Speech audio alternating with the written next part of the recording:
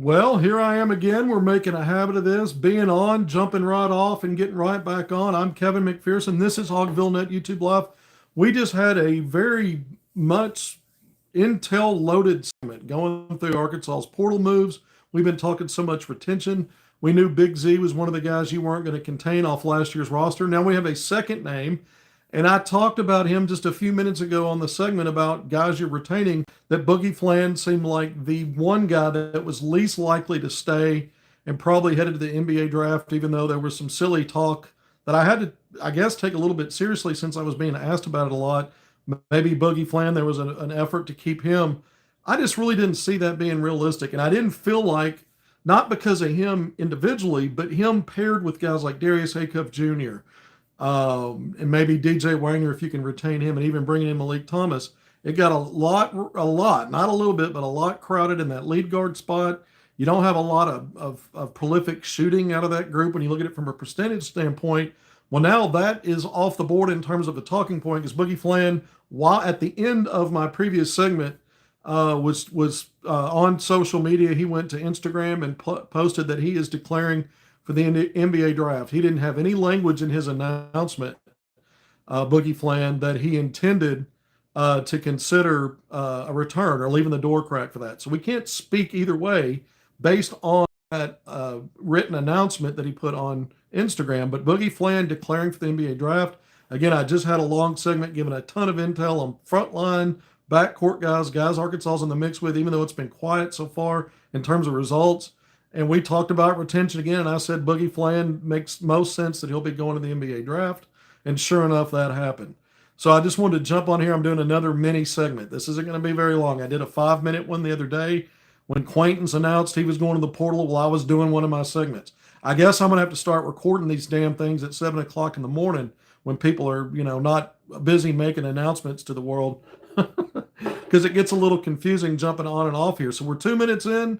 Thanks again for joining me again on HogvilleNET YouTube Live. You know my name, Kevin McPherson. You know my game.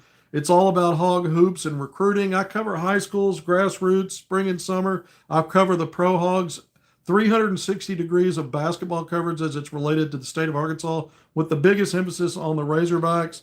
And it doesn't get any bigger than Boogie Fland going into the draft like I expected he would. And I think it helps Arkansas now in that backcourt recruiting when we look at the portal, when we look at getting a replacement for Nelly. And you don't have to worry about a logjam of bodies with this talk again of maybe Boogie Fland comes back. I'm glad that's over with. Nothing against him. I mean, if it had been DJ Wagner, and maybe you get Boogie back, that wasn't ever looked like a real path. But if it was that, we'd be talking about the same thing. Arkansas needs a little more size at the guard spot, maybe to replace a guy like Nelly and be a three-point shooter. I don't have to go through all of that. You can watch the previous segment. But here's some other things that this means. John Calipari, the original, the GOAT, when it comes to recruiting, especially when it comes to bringing in 5-star McDonald's All-American one-and-dones. This is his first one-and-done at Arkansas. So for a guy that's driven that narrative and been the face of the whole one-and-done era as a coach, as a recruiter, John Calipari now has one in Arkansas. And you say, well, he's already known for that. His recruiting continues to be great. But I think what's important here is a couple of things. He says he's just moving the headquarters. You want to continue to see results in recruiting. You want those results to translate on the court. You check that box with a Sweet 16 run, and now he's got his first Razorback that's a one-and-done. And a guy that's got a lot of late first-round projections, some early mid-second round. Fland must be feeling good about what he's getting back in terms of whatever feedback he's got now, whatever his process is.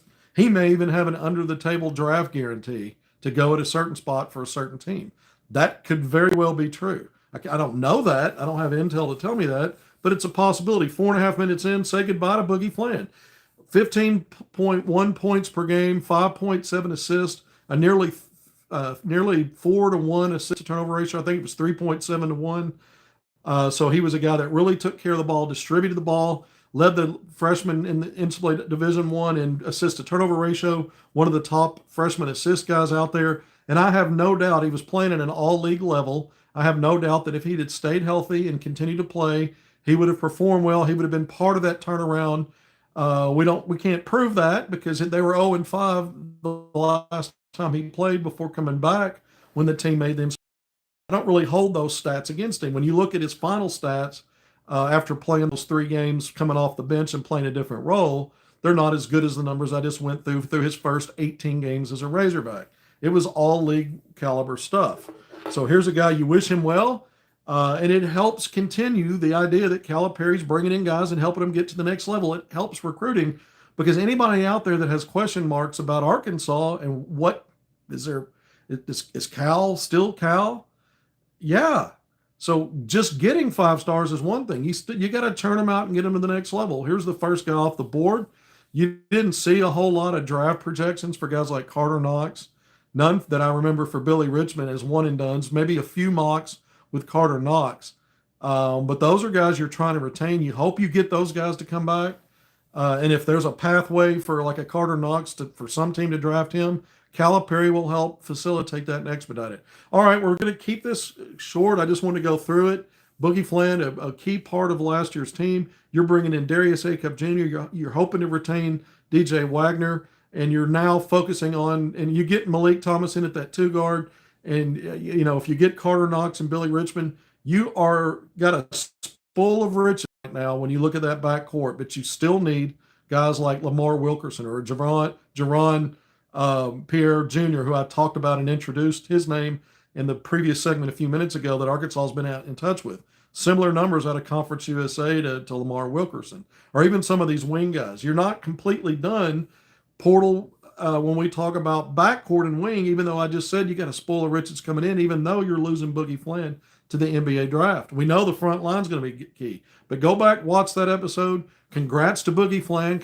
Congratulations to John Calipari for helping him realize his dream of being a one and done and going from 5-star McDonald's All-American to a really good freshman at Arkansas despite the injury that kept him out. It was good to see him come back and help this team get to a Sweet 16, and now it's good to see him go in the NBA draft. Arkansas looks like it's going to have another guard go in the first round or get drafted if he doesn't go first round, which helps the program and the brand. Calipari's got that on lockdown. If Calipari's your coach, the brand is strong, but you got to continue to churn it. You got to produce results, not only when you sign guys, not just results on the court, but getting them to the next level. Arkansas's first one and done, not in school history. That was Moses Moody, Eric Patrick Musselman. Yeah, I did it again. That's how I say his name now. People keep asking me about it. I've told the story. I'm not going to go deep into it again. But when I started reporting back, finding out mid-season he was looking for another job, it's kind of like a parent that walks in on their kid doing something they shouldn't be doing at that time.